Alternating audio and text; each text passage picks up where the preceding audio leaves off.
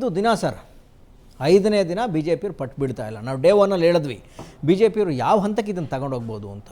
B J ಪಿಗೆ ಇದು ಪಾಸಿಟಿವೇ. ಅದರಲ್ಲಿ ಸಮ್ ಪಾಯಿಂಟ್ಸು ಇದೆ.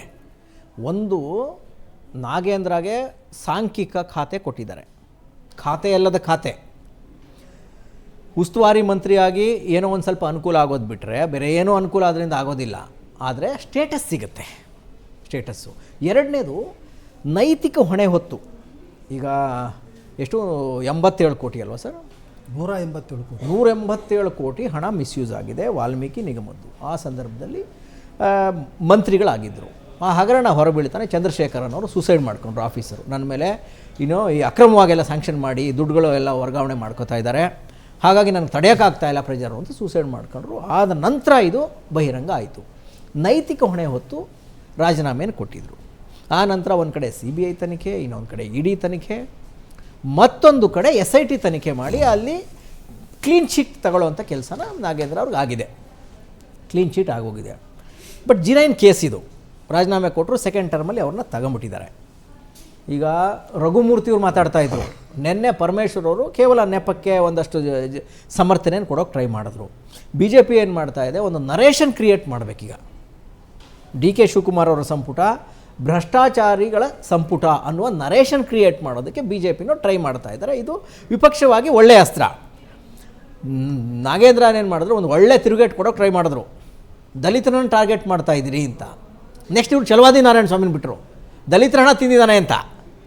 ಇವನು ದಲಿತ ಆಗೋಕ್ಕೆ ಸಾಧ್ಯ ಇಲ್ಲ, ದಲಿತರ ಹಣ ಕದ್ದಿರೋ ಕಳ್ಳ ಅಂತ ಪ್ರೊಜೆಕ್ಟ್ ಮಾಡೋಕ್ಕೆ ಶುರು ಮಾಡಿದ್ರು. ಪಾಪ ನಾಗೇಂದ್ರ ಅವ್ರಿಗೆ ಇದು ಬೇಕಿತ್ತು ಬೇಡವಾಗಿತ್ತು ಗೊತ್ತಿಲ್ಲ, ಬಟ್ ತುಂಬ ಡ್ಯಾಮೇಜ್ ಆಗ್ತಾಯಿದೆ. ನೆಕ್ಸ್ಟ್ ಕಷ್ಟ ಅವ್ರಿಗೆ ಕಾನ್ಸ್ಟಿಟ್ಯೂನ್ಸಿಲಿ ಈ ರೀತಿ ನ್ಯೂಸೆನ್ಸ್ಗಳು ಮಾಡ್ಕೊಂಬಿಟ್ರೆ ಭಾಳ ಕಷ್ಟ ಆಗುತ್ತೆ. ಇನ್ನೊಂದು ಕಡೆ ಡೇ 1 ನಾವು ಹೇಳ್ತಾ ಇದ್ವಿ, ರಾಮುಲು ಏನಾರ ಇದ್ದಾರಾ ಇದರ ಹಿಂದೆ ಅಂತ. ರಾಮುಲು ಏನಾರ ಇದ್ದಾರೆ ಅಂತ ಇವತ್ತು ಮಾತಾಡಿದ್ದಾರೆ. ಭಾಳ ಸ್ಮಾರ್ಟ್ ಅವನು, ಭಾಳ ದೊಡ್ಡ ಕಳ್ಳ ಅಂತ ಮಾತಾಡಿದ್ದಾರೆ. ಯಾರು ರಾಮುಲು ಮಾತಾಡಿದ್ದಾರೆ. ರಾಮುಲುಗೆ ಇವರು ತಿರುಗೇಟ್ ಕೊಟ್ಟಿದ್ದಾರೆ. ಹಾಂ ಸರ್, ಸಿಂಗ್ಯುಲರ್ನಲ್ಲಿ ಮಾತಾಡಿದ್ದಾರೆ ಅವನು ಇವನು ಅಂಥೇಳಿ ಸಿಂಗ್ಯುಲರ್ನಲ್ಲಿ ಮಾತಾಡಿದ್ದು ಅವರ ಒಳಗಿನ ಭಾವನೆಗಳನ್ನು ವ್ಯಕ್ತಪಡಿಸ್ತೈತೆ. ಅದು ಆ ಭಾವನೆಗಳು ಏನದು ರೋಷ ಇದೆಯಲ್ಲ ಯಾರು ರಾಮುಲು ಅವ್ರ ಹತ್ರ, ಅದು ಅದು ಕಂಟ್ರೋಲ್ ಮಾಡಲಿಕ್ಕಾಗಿಲ್ಲ. ಅವರು ಒಂದು ಪರಿಭಾಷೆಯಲ್ಲಿ ಮಾತಾಡ್ಬೋದಾಗಿತ್ತು, ಒಳ್ಳೆಯ ಇದರೊಳಗಡೆ ಏನಂತ ರಾಜಕೀಯವಾಗಿಯೇ ಹೇಳ್ಬೋದಾಗಿತ್ತು. ಆದರೆ ತುಂಬ ಕೋಪಗ್ರಸ್ತರಾಗಿ ಅವ್ರ ಬಗ್ಗೆ ಮಾತಾಡಿದ್ದಾರೆ. ಎರಡನೇದು, ಸಿದ್ದರಾಮಯ್ಯನವರು DK ಶಿವಕುಮಾರ್ ಅವರು ಭಾಳ ಏನೋ ಸಮರ್ಥನೆ ಮಾಡ್ಕೊಂಡ್ರು. ಹೇಳಿದ್ರು, ನಿಮ್ಮ ಮೇಲೆ ಕೇಸ್ ಇಲ್ವಾ, ಇವ್ರ ಮೇಲೆ ಕೇಸ್ ಇಲ್ವಾ, ಯಾಕೆ ಇದು ಮಾಮೂಲಲ್ವಾ ಇವೆಲ್ಲ, ಈಗ ಅಗತ್ಯ ಇರುತ್ತೆ, ಪಾರ್ಟಿ ಪಕ್ಷದ ವಿಚಾರ ಬಂದಾಗ ಯಾರನ್ನೋ ಒಬ್ಬರನ್ನ ತಗೋಬೇಕಾಗತ್ತೆ, ಇದು ಪೊಲಿಟಿಕಲ್ ರೀಸನ್ ತಗೊಂಡಿರೋದು ಅಂತ ನಿಮ್ಗೆ ಗೊತ್ತಿಲ್ವಾ, ಯಾಕೆ ಹಿಂಗೆ ಹರಾಸ್ ಮಾಡ್ತಿದ್ದೀರಿ ಅನ್ನುವ ಸಮರ್ಥನೆನ DK ಶಿವಕುಮಾರ್ ಅವರು ಕೊಡೋಕ್ಕೆ ಟ್ರೈ ಮಾಡಿದ್ರು. ಉಳಿದಂತೆ ಕಾಂಗ್ರೆಸ್ ನಾಯಕರು ನಾಗೇಂದ್ರ ಪರವಾಗಿ ಅಷ್ಟಾಗಿ ಒಟ್ಟಾಗಿ ನಿಂತಿರೋ ಥರ ಕಾಣ್ತಾ ಇಲ್ಲ. ಎರಡನೇದು, ರಾಮುಲು ಇದ್ರ ಹಿಂದೆ ಇದ್ದಾರೆ ಅಂತ ನಾವು ಅನ್ಕೋತಾ ಇದ್ದೋ, ರಾಮುಲು ಇದ್ದಾರೆ. ಆಮೇಲೆ ರಾಮುಲು ಇನ್ನೊಂದು ಯಾವುದೋ 20 ಎಕರೆ ಜಮೀನನ್ನು ತೆಗೆದಿದ್ದಾರೆ ಇವತ್ತು ಯಾರೋ ನಮ್ಮ ನಾಗೇಂದ್ರ ಅವರು. ಇದು ಪೂರ್ತಿಯಾಗಿ ಬಳ್ಳಾರಿ ಭಾಗದಲ್ಲಿ ಕಾಂಗ್ರೆಸ್ ಮೇಲುಗೈ ಪಡಿಬೇಕಾ, BJP ಮೇಲುಗೈ ಪಡಿಬೇಕಾ? ಬಳ್ಳಾರಿ ಭಾಗದಲ್ಲಿ ಪಾರಮ್ಯ ಸಾಧಿಸೋಕೆ ಕಾಂಗ್ರೆಸ್ ಮತ್ತು BJP ನಡುವೆ ನಡೀತಾ ಇರುವ ಒಂದು ವಾರ್ ಥರ ಇದು ಕಾಣ್ತಾ ಇದೆ. ಬಟ್ ಇದರಿಂದ ನಮ್ಮ ಸೆಷನ್ನ ಅಮೂಲ್ಯವಾದ ಸಮಯ ಹಾಳಾಗ್ತಾ ಇದೆ. BJP ಮಾಡ್ತಾ ಇದೆ, ಇದು ಮೈಲೇಜ್ ತಗೋತಾ ಇದೆ. ಒಂದು ಭ್ರಷ್ಟಾಚಾರದ ವಿರುದ್ಧದ ನಮ್ಮ ಕ್ಯಾಂಪೇನ್ ಅನ್ನುವ ನರೇಷನ್ನ ಕ್ರಿಯೇಟ್ ಮಾಡೋಕ್ಕೆ ಟ್ರೈ ಮಾಡ್ತಾ ಇದ್ದಾರೆ. ನೋಡ್ಬೇಕು ಸರ್ ಏನಾಗುತ್ತೆ ಅಂತ, ನೋಡ್ಬೇಕು ಸರ್. ಇಲ್ಲ ಅಂದರೆ ಇಲ್ಲಿ ಭಾಳ ಮುಖ್ಯವಾಗಿ ನಾವು ಗಮನಿಸಬೇಕಾಗಿದ್ದೇನಂತ ಹೇಳಿದ್ರಲ್ಲಿ, ಈಗ ನಾಗೇಂದ್ರ ಅವ್ರ ಪರವಾಗಿ ಪರಮೇಶ್ವರ್ ಅವರು ಮಾತಾಡ್ತಾ ಇದ್ದಾರೆ, DK ಶಿವಕುಮಾರ್ ಅವರು ಮಾತಾಡ್ತಾ ಇದ್ದಾರೆ. ಓಕೆ, ಕೆಲವರು ಎಲ್ಲ ಸಮರ್ಥನೆಗಳನ್ನು ಕೊಡ್ತಾ ಇದ್ದಾರೆ. ಹಿಂಗೆ ಎಲ್ಲ ಕೇಸ್ ಇದ್ದ ತಕ್ಷಣ ಅವರೇನಪ್ಪ ಅಂದ್ರೆ ಅಪರಾಧಿ ಅಲ್ಲ ಅಂಥೇಳಿ. ಆದರೆ ಎಲ್ಲಕ್ಕಿಂತ ಮುಖ್ಯವಾಗಿ ಇಲ್ಲಿ ಸತೀಶ್ ಜಾರಕಿಹೊಳಿಯವರ ಮೌನ, ಯಾಕೆ ಅವರು ಮೌನವಾಗಿದ್ದಾರೆ, ಅವ್ರು ನಿಂತ್ಕೊಂಡು ಯಾಕೆ ಇವ್ರನ್ನ ಏನಂತ ಹೇಳಿದ್ರಪ್ಪ ಅಂತಂದರೆ ಸ್ವಪಕ್ಷೀಯರು ಮತ್ತು ಸ್ವಜಾತಿಯವರು ಯಾಕೆ ಆಗ್ತಾಯಿಲ್ಲ ಅಂತಕ್ಕಂಥದ್ದು ತುಂಬ ಇದು ರಾಜಕೀಯ ವಲಯದಲ್ಲಿ ಚರ್ಚೆ ಆಗ್ತಾಯಿದೆ. ಕಾಂಗ್ರೆಸ್ ವಲಯದಲ್ಲೇ ಚರ್ಚೆ ಆಗ್ತಾಯಿದೆ. ಅಲ್ಲ ಸರ್, ST ಕಮ್ಯುನಿಟಿ ಇದನ್ನು ಹೆಂಗೆ ನೋಡುತ್ತೆ ಸರ್? ಅದೇ ST ಕಮ್ಯುನಿಟಿ ಏನಾಗುತ್ತೆ ಅಂತಂದರೆ, ನೀವು ಹೇಳಿದ್ರೆ ಆಗಲೇ ಆ ಪಾಯಿಂಟು ಏನಂತ ಹೇಳಿದರೆ, ಅವರು ಚಲವಾದಿ ಅವ್ರನ್ನ ಬಿಟ್ಟಿದ್ದಾರೆ, ಅವರು ಎಲ್ಲ ಇದರ ST ಕಮ್ಯುನಿಟಿದ ದುಡ್ಡು ತಿಂದಿದ್ದಾರೆ ಅಂತೇಳಿ ಅಂತಕ್ಕಂಥದ್ದು. ಈಗ ಗ್ಯಾರಂಟಿಗೋಸ್ಕರವಾಗಿ ಅಲ್ಲಿ ಪರಿಶಿಷ್ಟ ಜಾತಿಯವ್ರದ್ದು ಹೌದ್ರಾ, ಅವ್ರದ್ದು ಏನಂತ ಹೇಳಿದ್ರೆ ಅಲ್ಲಿ ಎಲ್ಲ ಖರ್ಚು ಮಾಡಿದ್ದಾರೆ. ಅದನ್ನ ಏನಂತ ಹೇಳಿದ್ರೆ ಕೊಳ್ಳೆ ಆಗಿದೆ, ನಮಗೆ ಸಿಗ್ತಾ ಇಲ್ಲ ಅಂತಕ್ಕಂಥ ಒಂದು ಅಪಾರವಾಗಿರ್ತಕ್ಕಂಥ ಆಕ್ರೋಶ ದಲಿತರಲ್ಲಿದೆ. ಈಗ ವಾಲ್ಮೀಕಿ ನಿಗಮದ ಹಗರಣ ಅಂತಂತಂದರೆ 187 ಕೋಟಿ ಸಾಮಾನ್ಯ ಅಲ್ಲ ಅದು. ಅದಕ್ಕೆ ಅವರೇನು ಹೇಳ್ತಾರೆ, ನಾನು ಫಸ್ಟ್ ಟೈಮ್ ಮಿನಿಸ್ಟರ್ ಆಗಿದ್ದೆ, ನನಗೆ ಗೊತ್ತಿಲ್ಲ ಅಂತೇಳಿ. ಅದು ಬಾಲಿಶವಾಗಿರ್ತಕ್ಕಂಥ ಹೇಳಿಕೆ ಅದು. ಯಾಕೆ ಅಂತೇಳಿದ್ರೆ ಮಿನಿಸ್ಟ್ರುಗಳ ಮೇಲೆ ಇದು ಎಲ್ಲ ಸರ್ಕಾರ ನಡೆಯಲ್ಲ. ಮಿನಿಸ್ಟ್ರು ಶಾಸಕಾಂಗ ಅಷ್ಟೇ. ಅಲ್ಲೇ ಶಾಸಕಾಂಗ ಮತ್ತು ಕಾರ್ಯಾಂಗ ಕೂಡ್ತವೆ. ಅಲ್ಲಿ ಅವರಿಗೆ ಕತೆ ಕಾಯ್ತಾ ಇದ್ರ ಸರ್? ಅಲ್ಲ, ಅವರಿಗೆ ಡಿಪಾರ್ಟ್ಮೆಂಟ್ ಅವ್ರು ದನ ಕಾಯ್ತಾ ಇದ್ರಾ? ಅಲ್ಲ, ಈಗ 500 ರೂಪಾಯಿ ಸ್ಯಾಂಕ್ಷನ್ ಮಾಡೋಕ್ಕೆ ಏನೆಲ್ಲ ಕಸರತ್ತು ಮಾಡಬೇಕು ಗೊತ್ತಾ ನೀವು? ಕಡೆಗೆ ತಗೊಂಡೋಗಿ FD ಹತ್ರ ಹೊತ್ತಾಕಿ ಕೂತ್ಬಿಡ್ತಾರೆ. ಈ ದುಡ್ಡು ಬ್ಯಾಂಕ್ಗೆ ಇಲ್ಲಿಗೆಲ್ಲ ಟ್ರಾನ್ಸ್ಫರ್ ಆಗುತ್ತೆ ಅಂದರೆ FDನವ್ರದ್ದು ಕೃಪಾ ಕಟಾಕ್ಷ ಇಲ್ಲದೆ ಆಗೋಕ್ಕೆ ಸಾಧ್ಯನಾ? ಅಲ್ಲ, ನಾನು ಹೇಳೋದು ಸುಮ್ಮನೆ ನಿಮಗೂ ಗೊತ್ತಿರೋ ಹಾಗೆ ಯಾವುದೋ ಒಂದು ಕೋಟಿ 2 ಕೋಟಿ FD ಇಡ್ರಿ ಅಂತೇಳಿ ಕೆಲವರು ಬ್ಯಾಂಕ್ನವ್ರು ಬರ್ತಾರೆ. ಅದಕ್ಕೆ ಮಿನಿಸ್ಟ್ರ್ವರೆಗೂ ಚರ್ಚೆ ಆಗ್ತದೆ. 187 ಕೋಟಿ ಅಂತಾರಪ್ಪ ಅಂದ್ರೆ ಮಿನಿಸ್ಟರ್ ನನಗೆ ಗೊತ್ತಿಲ್ಲ ಅಂತ ಹೇಳ್ತಾರೆ ಅಂತಂದ್ರೆ ತೀರಾ ಬಾಲಿಶವಾಗಿರ್ತಕ್ಕಂಥ ಮಾತು. ನನಗನ್ಸೋ ಮಟ್ಟಿಗೆ ಸರ್, ಇದು ಮುಖ್ಯಮಂತ್ರಿ ಕಚೇರಿಗೂ ಮಾಹಿತಿ ಇದ್ದೇ ಆಗಿರುವ ಹಗರಣ ಇದು. ಇವರು BJP ಹೇಳ್ತಿರೋ ಥರ ಕಾಂಗ್ರೆಸ್ ಪಕ್ಷಕ್ಕೆ ಸಂಬಂಧಪಟ್ಟ ಹಗರಣವೋ ಏನೋ ಅನ್ನೋ ಥರ ಮೆಸೇಜ್ ರವಾನೆ ಆಗ್ತಾ ಇದೆ ಹೊರಗಡೆ ಜನಕ್ಕೆ. ಆಮೇಲೆ ST ಕಮ್ಯುನಿಟಿ ಇದನ್ನು ತಮ್ಮ ಕಮ್ಯುನಿಟಿಯ ಈಗ 3 ಜನ ಮಾಡಿದ್ದಾರೆ. ಅಥವಾ ಅಗತ್ಯವೂ ಇರಲಿಲ್ಲ, 2 ಮಾಡಿದರೆ ಸಾಕಾಗ್ತಿತ್ತು. ರಘುಮೂರ್ತಿ ಇದ್ದರು, ಸತೀಶ್ ಜಾರಕಿಹೊಳಿ ಇವರು ಇದ್ದರೆ 2 ಆದಂಗೆ. ಅವ್ರಿಗೆ ಸರ್ಕಾರನ ಕಂಟ್ರೋಲ್ ತಗೊಳ್ಳೋ ಕೆಪಾಸಿಟಿ ಸತೀಶ್ ಜಾರಕಿಹೊಳಿಗಿದೆ. ಹಾಗಾಗಿ ಏನೂ ತೊಂದರೆ ಆಗ್ತಿರಲಿಲ್ಲ. ಅದು ಯಾವ ಕಮಿಟ್ಮೆಂಟಿಗೆ ಮಾಡಿದ್ರೋ ಗೊತ್ತಿಲ್ಲ. ಒಟ್ಟಾರೆಯಾಗಿ ಈಗ DK ಶಿವಕುಮಾರ್ ಅವರ ಇಮೇಜ್ಗೆ ಈ ಪ್ರಕರಣ ಅಂತೂ ಡ್ಯಾಮೇಜ್ ತರ್ತಾ ಇದೆ ಸರ್. ಇಲ್ಲ, ನೀವು ಹೇಳಿದ್ರು ಒಂದು ಸೂಕ್ಷ್ಮವಾದ ಪಾಯಿಂಟು ಇಂಪಾರ್ಟೆಂಟ್ ಅದರೊಳಗಡೆ.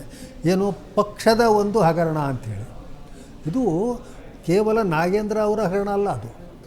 ಯಾಕೆ ಅಂತ ಹೇಳಿದರೆ ಅದರಲ್ಲಿ ಸಾಂದರ್ಭಿಕ ಸಾಕ್ಷಿಗಳು ಎಲ್ಲಿದ್ದಾವೆ, ಹೇಗಿದ್ದಾವೆ ಅಂತ ಹೇಳಿದರೆ ಅದು ತೆಲಂಗಾಣಕ್ಕೆ ಹೋಗಿದೆ.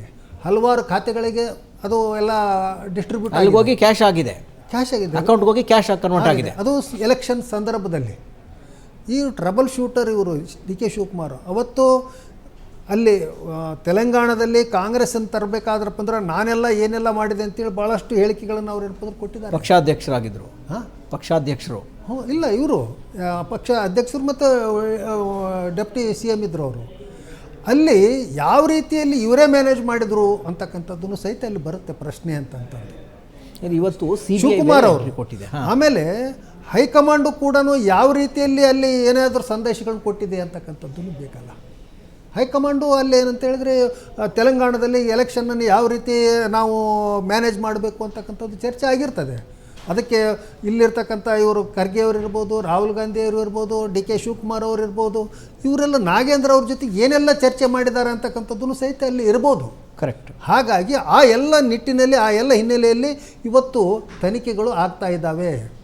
ಇವತ್ತು ಈಗ CBI ಇದ್ದವ್ರದವ್ರು ಏನಂತ ಹೇಳಿದ್ರೆ ಅಲ್ಲಿ ಗವರ್ನರ್ಗೆ ಲೆಟರ್ ಬರೆದಿದ್ದಾರೆ ಇವತ್ತು. ಆದರೆ ನನ್ನ ಪ್ರಶ್ನೆ ಏನಂತ ಹೇಳಿದ್ರೆ ಇವ್ರು ಪ್ರಮಾಣ ವಚನ ಸ್ವೀಕರಿಸೋದಕ್ಕಿಂತ ಮುಂಚಿತವಾಗಿಯೇ ಅವ್ರು ಬರಿಬೋದಾಗಿತ್ತಲ್ಲ. ಕರೆಕ್ಟ್. ಪ್ರಮಾಣ ವಚನ ಸ್ವೀಕರಿಸ್ಲಿಕ್ಕೆ ಯಾಕೆ ಬಿಟ್ಟರು ಅಂತಕ್ಕಂಥದ್ದು ಅಷ್ಟೇ. ಅವರಿಗೆಲ್ಲ ಅದರೊಳಗಡೆ ಏನಾಯಿತು ಗೊತ್ತಾ ಸರ್, BJPಗೂ ಬಹುಶಃ ಈ ಅಂಶನ ಇಟ್ಕೊಂಡು ಫೈಟ್ ಮಾಡಬೇಕು ಅಂತ ಗೊತ್ತಿರಲಿಲ್ಲ. ನಮ್ಮ HK ಪಾಟೀಲ್ರ ಶಿಷ್ಯರೊಬ್ಬರು ಯಾರೋ ಅವರು ಒಂದು ಆಡಿಯೋ ಬಿಟ್ರಲ್ಲ, ಅಲ್ಲಿ ಅವ್ರು ಹೇಳ್ಕೊಟ್ರು. ಅದೇ ಇವರು ತಿಮ್ಮಾಪುರ ಮತ್ತು ನಮ್ಮ ನಂಜಯ್ಯನ ಮಠ ಅವರು ಆಡಿಯೋ ಬಿಟ್ರಲ್ಲ, ಅವರು ನೀಟಾಗಿ ಹೇಳ್ಕೊಟ್ರು. ನೋಡ್ರಿ ಅವ್ನು ಜೈಲಿಗೆ ಹೋಗಿ ಅವನು ಕೊಟ್ಟಿದ್ದಾರಲ್ರಿ ಅಂತ. BJPಯವ್ರಿಗೆ ಆ ಕೇಸ್ ಕೊಟ್ಟಿದ್ದೇ ಶ್ರೀಮಾನ್ ನಮ್ಮ HK ಪಾಟೀಲ್ರ ಆಪ್ತರು. ಅಲ್ಲಿಂದ BJPಗೆ ಅಸ್ತ್ರ ಸಿಕ್ತು. ಹಾಗಾಗಿ ಅಟ್ಯಾಕ್ ಮಾಡ್ತಾ ಇದ್ದಾರೆ. ಇದು ಕಾಂಗ್ರೆಸ್ ನಾಯಕರ ಕೃಪಾಪೋಷಿತ ಅಂತ ಅನಿಸ್ತಾ ಇದೆ. ನನಗನ್ನಿಸ್ತಾ ಇದೆ ಸಿದ್ದರಾಮಯ್ಯನವರು ಮಾತಾಡ್ಬೇಕು ಇದ್ರ ಬಗ್ಗೆ ಅಂತ. ಸಿದ್ದರಾಮಯ್ಯನವರು ಮತ್ತು ಅವತ್ತೆಲ್ಲ ಇದನ್ನು ಹೆಮ್ಮೆ ಪಟ್ಕೊಂಡ್ರು, ಆಮೇಲೆ ಕ್ಲೇಮ್ ಮಾಡಿದರು ಜಾಸ್ತಿ ಆಗಿಲ್ಲ, ಅದು ಬರೀ 90 ಕೋಟಿ ಅಷ್ಟೇ ಅಂತ. ಅಲ್ಲ, ತೆಲಂಗಾಣದಲ್ಲಿ ಕಾಂಗ್ರೆಸ್ ಗೆಲ್ಲಲಿಕ್ಕೆ ನಾವೆಲ್ಲ ಕಾರಣೀಭೂತರು ಅಂತೇಳಿ. ಅಂದ್ರೆ ಅವರು ಕೇವಲ ಭಾಷಣಗಳಷ್ಟೇ ಕಾರಣ ಆದ್ವಾ ಅಥವಾ ಈ ಹಗರಣನೂ ಕಾರಣ ಆಯಿತಾ? ಆ ಹಗರಣ ಇದ್ದಾಗ ಅವರು ಮುಖ್ಯಮಂತ್ರಿ ಇದ್ದರು. ಮತ್ತು ಸಿದ್ದರಾಮಯ್ಯನವರು ಸ್ವತಃ ಹೇಳಿದರು ಅಲ್ಲಿ ಎಲ್ಲ 187 ಇಲ್ಲ, ಕೇವಲ 87 ಕೋಟಿ ರೂಪಾಯಿ ಅಂತ ಹೇಳಿದರು. ಒಪ್ಪಿಕೊಂಡ್ಬಿಟ್ರು ಸೆಷನ್ನಲ್ಲಿ, ಅಧಿಕೃತವಾಗಿ ಒಪ್ಪಿಕೊಂಡ್ಬಿಟ್ರು. ಹೀಗಾಗಿ ಇಲ್ಲಿ ಆಕ್ರೋಶ ಇವತ್ತು ಆ ಒಂದು ವಾಲ್ಮೀಕಿ ಸಮುದಾಯದಲ್ಲಿ ಹೊಗೆ ಆಡ್ತಾ ಇದೆ. ಇವರೇನು ತಿಳ್ಕೊಂಡು, ಯಾರು ನಾಗೇಂದ್ರ ಅವರು ಏನು ಹೇಳ್ತಾರೆ, ನಾನು ಆ ಸಮುದಾಯದ ವ್ಯಕ್ತಿ, ನಮಗೇನಂತಂದ್ರೆ ತೊಂದರೆ ಕೊಡ್ತಾ ಇದ್ದಾರೆ ಇವರು BJP ಅವರು ಅಂತೇಳಿ ತಿಳ್ಕೊಳ್ತಾ ಇದ್ದಾರೆ ಅಂತೇಳಿ. ಹಾಗಿಲ್ಲ, ಅದೇ ಸಮುದಾಯದ ವ್ಯಕ್ತಿ ಅಲ್ಲ. ಈಗ ಆ ಸಮುದಾಯದ ಬೇರೆ ಸಮುದಾಯದ್ದು ಏನಾದರೂ ಮಾಡಿದ್ದಾರಪ್ಪ ಅಂದ್ರೆ ಅದು ಮತ್ತೆ ಬೇರೆ ಇರ್ತಿತ್ತು.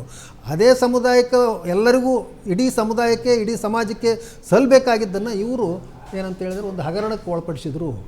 ನಮಗೆ ಅದು ವಂಚಿತರಾದ್ವಿ, ನಾವು ಸಂತ್ರಸ್ತರಾದ್ವಿ ಅಂತಕ್ಕಂಥ ಭಾವನೆಯಲ್ಲಿದೆ. ಹೀಗಾಗಿ ಎಸ್ ಟಿ ಅವರಿಗೆ ಸಮುದಾಯ ಸಪೋರ್ಟ್ ಸಿಗ್ತಕ್ಕಂಥದ್ದು ಭಾಳ ಕಷ್ಟ. ಎಸ್ ಟಿ ಸಮುದಾಯ ಪಾಪ ಅದೊಂದು ಶ್ರಮಿಕ ಸಮುದಾಯ ರೀಸೆಂಟಾಗಿ ಮೇನ್ ಸ್ಟ್ರೀಮಿಗೆ ಬರ್ತಾ ಇದೆ ಸರ್.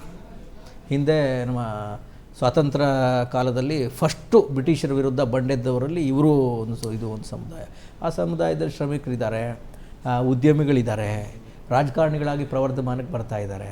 ಈ ಮಧ್ಯೆ ಪಾಪ ಏನೋ ಮಾಡೋಕ್ಕೋಗಿ ಏನೋ ಸಿಗಾಕೊಂಡು ಪಾಪ ನಮ್ಮ ನಾಗೇಂದ್ರ ಅವರ ನರಳಾಟ ನಮಗೆ ನೋಡೋಕ್ಕಾಗ್ತಾ ಇಲ್ಲ. ಈ ಮಧ್ಯೆ BJPಯ ರಾಮುಲು ಬಿಡ್ತಾ ಇಲ್ಲ, ಇವ್ರನ್ನ ಏನು ರುಬ್ತಾ ಇದ್ದಾರೆ.